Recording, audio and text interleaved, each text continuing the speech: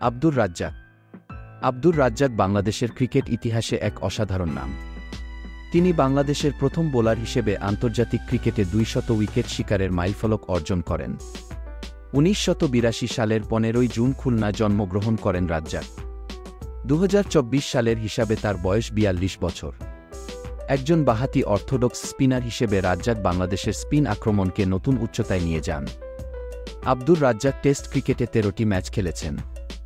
এই ক্যারিয়ারে তিনি 28টি উইকেট শিকার করেছেন।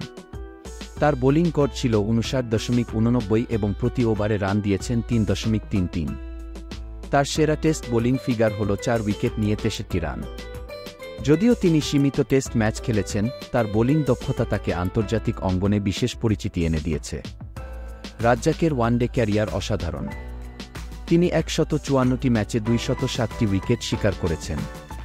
তার গড় ছিল 29.30 এবং তিনি প্রতি ওভারে মাত্র 4.56 রান দিয়েছেন।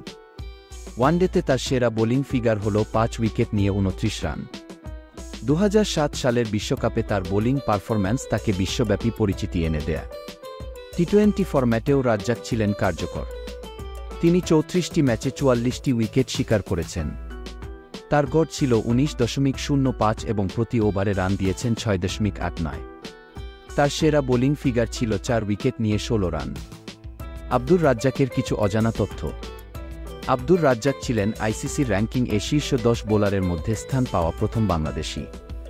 2014 সালে রাজ্জাক ঘরোয়া ক্রিকেটে একমাত্র বাংলাদেশি হিসেবে এক মৌসুমে 100 উইকেট শিকার করেন। তিনি বিপিএলে, বাংলাদেশ প্রিমিয়ার লিগ, খুলনা টাইগার্সের হয়ে অসাধারণ পারফরম্যান্স প্রদর্শন করেন। আন্তর্জাতিক ক্রিকেটে তার অবদান ছাড়াও ঘরোয়া ক্রিকেটে তিনি সবচেয়ে সফল স্পিনারদের একজন।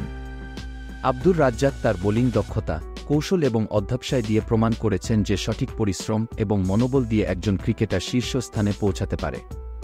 তার ক্যারিয়ার নতুন প্রজন্মের ক্রিকেটারদের জন্য একটি অনুপ্রেরণা।